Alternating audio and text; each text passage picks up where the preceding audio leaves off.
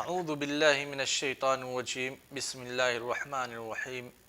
ویوم یحشرهم کأن لم یلبثوا الا ساعة من النہار یتعارفون بینہم قد خسر الذین کذبوا بلقاء اللہ وما كانوا مہتدین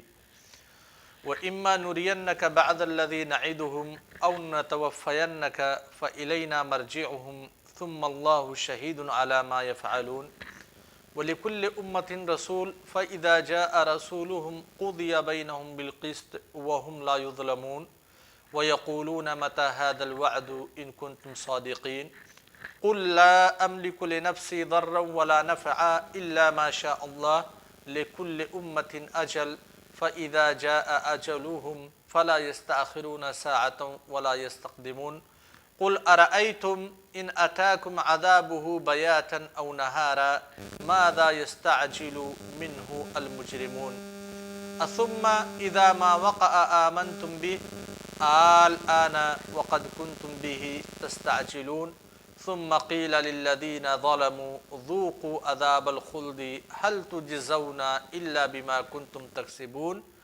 ويستنبئونك أحق هو قل إي وربي إنه لحق وما أنتم بمعجزين. الحمد للہ رب العالمین والصلاة والسلام على رسولہ الکریم وعلى آلہ وصحبہ اجمعین ومن تبعہم بإحسان إلى یوم الدین اما بعد. شباب، اس سے پہلے کہ درس میں سورہ یونس کی آیت نمبر 40 41 42 43 44 میں اللہ تعالی نے بیان کیا تھا کہ قرآن کریم کے تئیں یا رسول صلی اللہ علیہ وسلم کے تئیں کفار کی دو قسمیں ہیں. ایک وہ لوگ جو قرآن کریم کی حقانیت اور اس کی مصداقیت پر یقین رکھتے ہیں دل سے، لیکن کفر اور عناد کی وجہ سے اس کا اقرار نہیں کرتے. دوسرے وہ لوگ ہیں جو دل سے ہی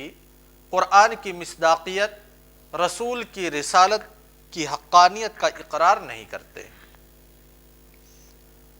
اللہ تعالیٰ نے اس کے بعد نبی کریم صلی اللہ علیہ وسلم کو ڈھارس بدھائی تھی، ہمت بدھائی تھی کہ آپ ان کے سامنے معجزات بھی لاتے ہیں، آپ ان کے سامنے واضح نشانیاں بھی بتلاتے ہیں، رکھتے ہیں، اور آپ ان کے اندر دعوت و تبلیغ بھی کرتے ہیں، یا آپ کی بات بھی سنتے ہیں، اس کے باوجود یہ لوگ ایمان نہیں لاتے ہیں. تو آپ کو ہمت ہارنے کی ضرورت نہیں ہے، کبیدہ خاطر ہونے کی ضرورت نہیں ہے، کیونکہ جو شخص اندھا ہو اسے آپ راستے کی رہنمائی نہیں کر سکتے.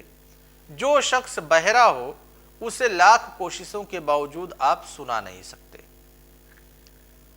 اس کے بعد اللہ تبارک و تعالیٰ نے ذکر کیا کہ یہ دنیا کی زندگی نہیں ہے صرف، کہ دنیا کی زندگی میں تم چاہے عناد کرو، سرکشی کرو، اس کے بعد دوبارہ تم زندہ نہیں کیے جاؤ گے. تم لوگ نبی کریم صلی اللہ علیہ وسلم کی اطاعت نہ کر کے، نبی کریم صلی اللہ علیہ وسلم کی رسالت اور نبوت کا اقرار نہ کر کے، قرآن کی حقانیت اور مصداقیت کا اقرار نہ کر کے اپنے آپ کے اوپر ظلم کر رہے ہو، جس کا انجام بہت ہی بھیانک ہوگا. اللہ تعالیٰ تمہارے اوپر ظلم نہیں کر رہا ہے. تم جب آج نبی کریم صلی اللہ علیہ وسلم کی رسالت، نبوت، قرآن کی مصداقیت اور حقانیت کا اقرار نہیں کر رہے ہو، اقرار نہ کر کے تم اپنے اوپر ظلم کر رہے ہو، تو اللہ تعالیٰ اس ظلم کی سزا بھی تمہیں دے گا. کب؟ اسی کا تذکرہ کیا، وَيَوْمَ يَحْشُرُهُمْ، اور ان کو وہ دن یاد دلائیے. وَيَوْمَ يَحْشُرُهُمْ، اور ان لوگوں کو جو آپ کی رسالت کا انکار کرتے ہیں، جو قرآن کی حقانیت کا انکار کرتے ہیں، ان لوگوں کو یاد دلائیے یوم یحشرہم، اس دن کا جس دن ان سارے لوگوں کو اللہ تبارک و تعالیٰ اکٹھا کرے گا، جمع کرے گا. کأن لم یلبثوا الا ساعة من النہار، تو اس دن ان کو ایسا محسوس ہوگا کہ گویا وہ دنیا میں سارے دن کی ایک آدھ گھڑی رہے ہوں گے۔ لم یلبثوا الا ساعۃ من النہار، کی دنیا میں چاہے جتنی لمبی ان کو زندگی دے دی جائے، جب اللہ تبارک و تعالیٰ اس دن اکٹھا کرے گا ان سارے لوگوں کو تو ان کو احساس ہوگا کہ دنیا میں ایک دن بھی ہم نے زندگی نہیں گزاری ہے، بلکہ دن کا کچھ حصہ، ساعۃ من النہار، ایک دن جو تقریباً دن اور رات ملا کر کے 24 گھنٹے ہوتے ہیں، 24 گھنٹے بھی ہم نے دنیا میں زندگی نہیں گزاری، چاہے ہماری عمر 70 سال کی ہو، 80 سال کی، 90 سال کی، 100 سال کی، ایسا لگے گا دنیا کا دن کا کچھ حصہ، یعنی 1 سیکنڈ 2 سیکنڈ 70 سال کی زندگی ملی۔ اس کے باوجود جب اللہ تبارک و تعالیٰ اکٹھا کرے گا تو لگے گا ہم کو کہ دنیا میں ہم تو کچھ بھی زندگی نہیں گزارے۔ یتعارفون بینہم، یہ لوگ آپس میں ایک دوسرے کو پہچانیں گے بھی، ایک دوسرے کو پہچانیں گے۔ یاد کیجئے، ان لوگوں کو یاد دلائیے اس دن کا جس دن ان تمام لوگوں کو اللہ تعالیٰ اکٹھا کرے گا تو ان کو احساس ہوگا کہ یہ دن کا ایک حصہ بھی دنیا میں نہیں گزارے ہیں اور آپس میں ایک دوسرے کو یہ لوگ پہچان بھی رہے ہوں گے۔ قیامت کی جو مواقف ہیں، قیامت کے جو عرصات ہیں، ان مواقف ایک ہی موقف نہیں ہے، وہ مختلف مواقف ہیں۔ لہذا ایک وقت ایسا آئے گا جب سارے لوگ ایک دوسرے کو پہچان رہے ہوں گے، جب سارے لوگ ایک دوسرے کو پہچان رہے ہوں گے، اسی موقف کا یہاں پہ تذکرہ ہے۔ ایک وقت ایسا آئے گا جب کوئی کسی دوسرے کو نہیں پہچان رہا ہوگا، ایک وقت ایسا آئے گا جب ہر کوئی ایک دوسرے سے بھاگ رہا ہوگا شدت کی وجہ سے، اس دن کی ہولناکی کی وجہ سے۔ تو اس میں کوئی تعارض نہیں ہے کہ اللہ تعالیٰ نے کہا کہ اس دن جو شرکا ہیں اپنے شریک کو نہیں پہچانیں گے، جو شرکا ہیں اپنے عابدین کو نہیں پہچانیں گے، یعنی معبود اپنے عابد کو نہیں پہچانے گا، سارے صلات ختم ہو جائیں گے، اور یہاں پہ کہہ رہے ہیں تعارفون بینہم، آپس میں ایک دوسرے کو پہچان لیں گے، تو کوئی تعارض نہیں ہے، کیونکہ وہ وقت دوسرا ہے جب ایک شریک، جب ایک معبود، جب ایک بت، جب ایک الہ اپنے عابد کو پہچاننے سے انکار کرے گا، اور یہاں پہ وقت دوسرا ہے جب ہر کوئی ایک دوسرے کو پہچان رہے ہوں گے۔ قد خسر الذین کذبوا بلقاء اللہ وما كانوا مہتدین، واقعی وہ لوگ بڑے خسارے میں ہیں جن لوگوں نے اللہ کے پاس جانے کو جھٹلایا، وما كانوا مہتدین، اور وہ لوگ ہدایت یافتہ بھی نہیں تھے۔ تو یہ اللہ تبارک و تعالیٰ کی طرف سے حق ہے کہ ایک دن ایسا آئے گا جس دن تم سارے لوگوں کو اکٹھا کیا جائے گا، ایک دوسرے کو پہچان بھی رہے ہوگے، لیکن اب اللہ تعالیٰ بتلا رہا ہے کہ ایک دن ایسا آئے گا، اس کے باوجود کچھ لوگ اللہ تبارک و تعالیٰ سے ملاقات کو جھٹلاتے ہیں، بعد الموت کا انکار کرتے ہیں، تو ان سے زیادہ خسارے میں کوئی دوسرا انسان نہیں ہے۔ اس کے بعد کہتے ہیں وَإِمَّا نُرِيَنَّكَ بَعْضَ الَّذِي نَعِدُهُمْ، کہ اے نبی کریم صلی اللہ علیہ وسلم، ہم جس چیز کا آپ سے وعدہ کر رہے ہیں اس میں سے کچھ تھوڑا سا اگر ہم آپ کو دکھلا دیں، یعنی جو عذاب کی بات کہی جا رہی ہے، جس گرفت اور جس مواخذے کی بات کہی جا رہی ہے، ان لوگوں کے لیے جو لوگ آپ کے ساتھ مذاق کرتے ہیں، جو لوگ آپ کی رسالت اور نبوت کا انکار کرتے ہیں، ہم نے ان لوگوں کے لیے بہت ساری سزاؤں کا ذکر کیا ہے، بہت ساری عقاب کا تذکرہ کیا ہے،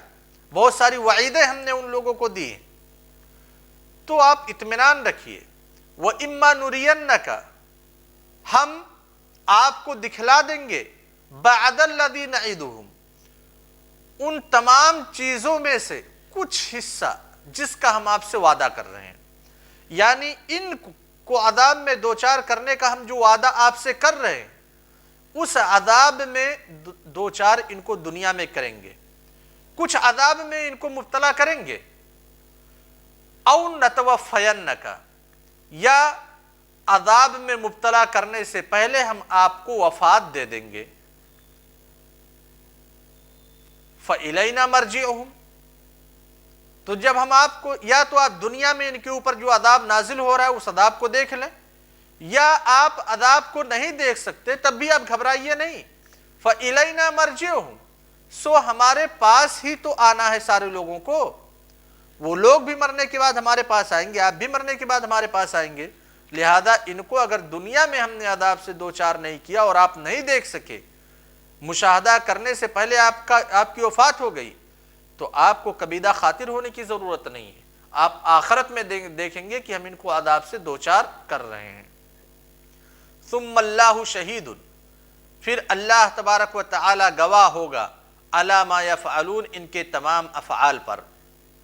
اللہ تبارک و تعالی ان کے تمام افعال اور تمام اعمال کے خلاف گواہی دے گا. اور جب اللہ تبارک و تعالی کسی کے عمل کے خلاف گواہی دے دے تو پھر اس انسان کی حالت کا کیا کہنا. در حقیقت اس آیت میں اللہ تبارک و تعالی فرما رہا ہے کہ ہم ان کفار کے بارے میں جو آپ صلی اللہ علیہ وسلم سے وعدہ کر رہے ہیں، اگر انہوں نے کفر و شرک پر اصرار جاری رکھا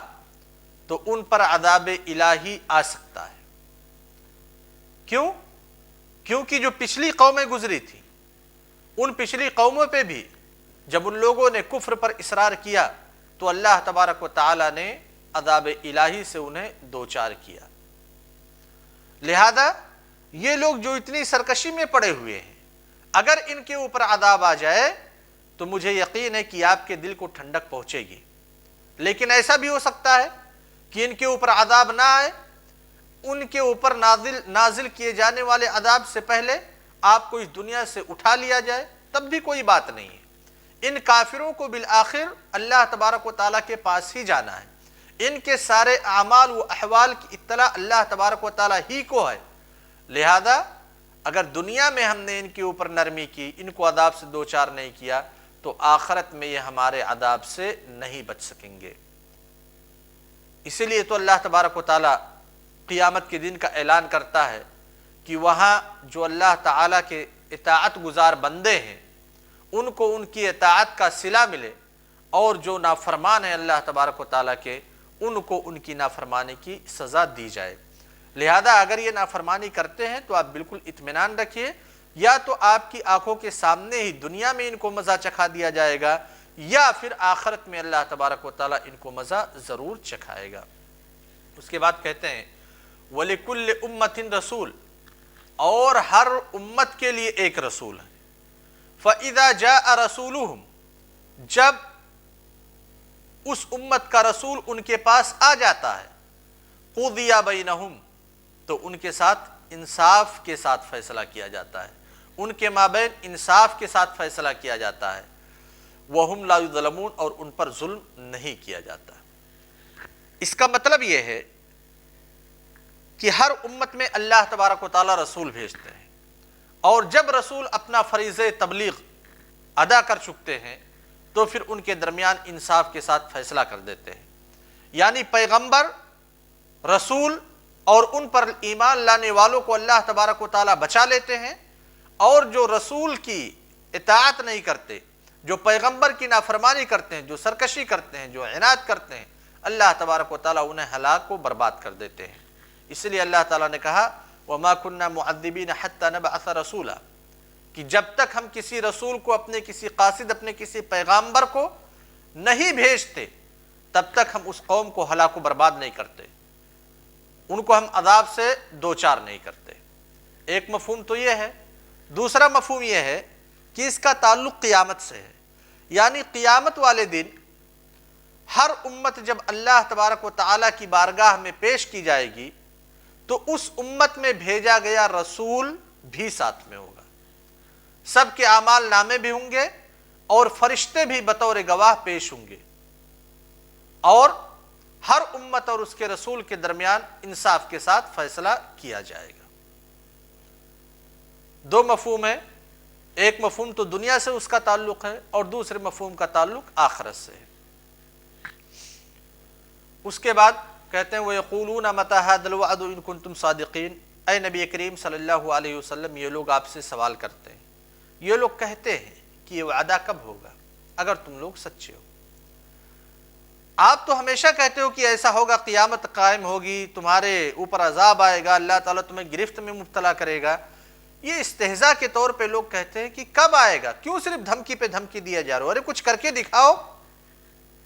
اللہ تبارک و تعالیٰ اس کا جواب دیتے ہوئے کہتے ہیں قل، آپ ان کو بتلا دیجئے، لا املک لنفسی ضرا، کہ میں اپنی ذات کے لیے کسی نقصان کا اختیار نہیں رکھتا ہوں، ولا نفعا، اور نہ ہی فائدے کا اختیار رکھتا ہوں، الا ما شاء اللہ، مگر جتنا اللہ تعالیٰ کو منظور ہو۔ یعنی میں اپنی ذات کے بارے میں جو تم لوگ مجھ سے مطالبہ کر رہے ہو کہ میں تم لوگوں کو عذاب سے دوچار کر دوں، میں تم لوگوں کو نقصان پہنچاؤں، تو میں واضح کر دینا چاہتا ہوں کہ میں اپنے نفس کے لیے بھی نفع یا نقصان کا مالک نہیں ہوں، چہ جائے کہ میں کسی دوسرے کو نفع یا نقصان پہنچا سکوں۔ ہاں، سارا اختیار اللہ تبارک و تعالیٰ کے ہاتھ میں ہے، وہ اپنی مشیت کے مطابق ہی کسی کو نقصان پہنچاتا ہے اور کسی کو فائدہ پہنچاتا ہے۔ اتنا بات ضرور جان لیجئے کہ لِكُلِّ أُمَّةٍ أَجَلٌ، ہر ایک امت کے لیے ایک وقت مقرر کیا ہوا ہے، اس وقت تک اللہ تبارک و تعالیٰ اس امت کو مہلت دیتا ہے۔ فَإِذَا جَاءَ أَجْلُهُمْ، جب وہ مقرر وقت آ جاتا ہے، فَلَا يَسْتَأْخِرُونَ سَاعَةً، تو ایک گھڑی نہ وہ پیچھے ہٹ سکتے ہیں، وَلَا يَسْتَقْدِمُونَ، اور نہ ایک گھڑی آگے سرک سکتے ہیں۔ اتنا میں جانتا ہوں، نبی کریم صلی اللہ علیہ وسلم کو اللہ تعالیٰ نے کہا، جب یہ مشرکین استہزاء کے طور پہ سوال کرتے ہیں کہ آپ بار بار ہم کو دھمکیاں دیتے ہیں کہ تمہارے اوپر عذاب نازل آئے گا، تمہارے اوپر عذاب نازل ہوگا، تمہیں اللہ تعالیٰ اپنی گرفت میں لے گا، تمہارا مواخذہ کرے گا، تو یہ کب آئے گا؟ تو اللہ تعالیٰ نے نبی کریم صلی اللہ علیہ وسلم کو مخاطب کر کے کہا کہ آپ ان کو اطمینان دلائیے، یہ حقیقت واضح کر دیجئے کہ نفع اور نقصان کا مالک اپنی ذات کے سلسلے میں خود نہیں ہوں، تو میں تمہارے مطالبے کی بنیاد پہ کیسے تم کو نقصان پہنچا سکتا ہوں؟ میں تو وہی خبر دے رہا ہوں جو اللہ تبارک و تعالیٰ ہمیں حکم دے رہا ہے خبر دینے کے لیے، لہذا میں تم لوگوں کو خبر دے رہا ہوں کہ اللہ تعالیٰ کہہ رہا ہے کہ تم کو عذاب میں دوچار کرے گا۔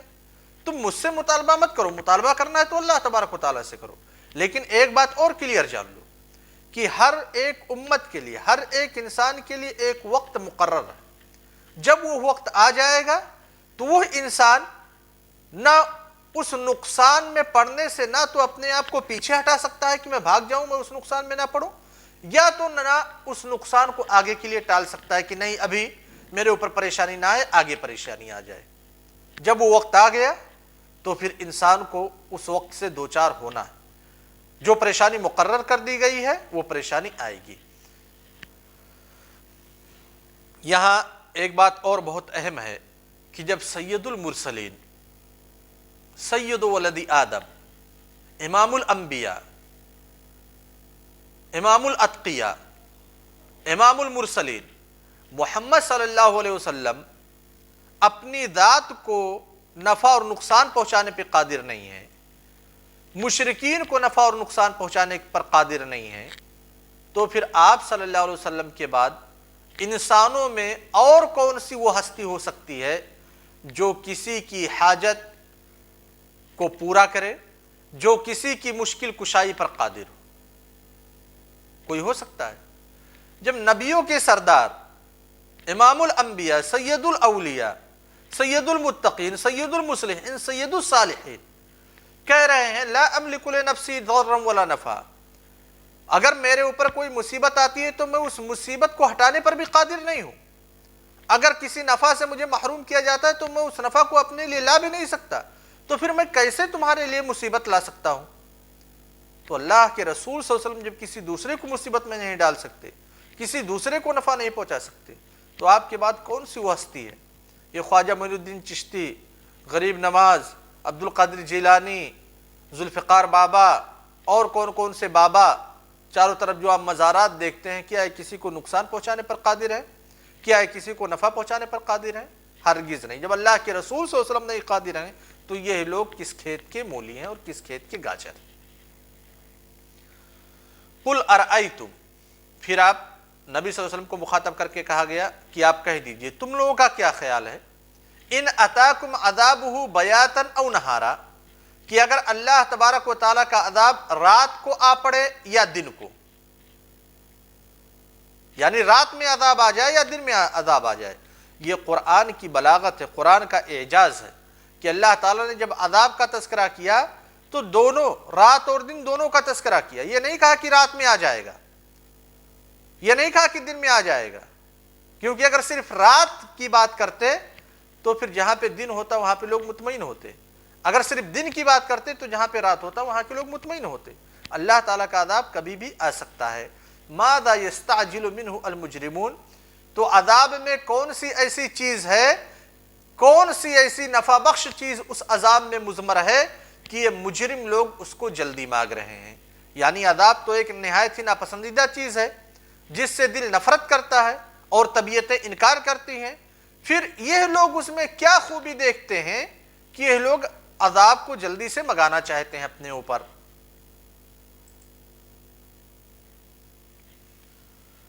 اثم اذا ما وقع آمنتم به، پھر کیا جب وہ آ ہی پڑے گا، یعنی جب عذاب آ جائے گا تو کیا تم اس پہ ایمان لا سکو گے؟ آن، ہاں اب مانے، وقد کنتم به تستعجلون، حالانکہ تم جلدی مچایا کرتے تھے۔ یعنی جب عذاب آ جائے گا تو تمہارا ایمان تمہیں فائدہ نہیں دے گا، اس لیے تم جلد بازی میں اللہ تعالیٰ سے عذاب کا مطالبہ نہ کرو۔ وصلی اللہ علی نبینا محمد وعلی آلہ وصحبہ وسلم۔ کل آیت نمبر 52 سے آگے انشاءاللہ۔ السلام علیکم ورحمۃ اللہ وبرکاتہ۔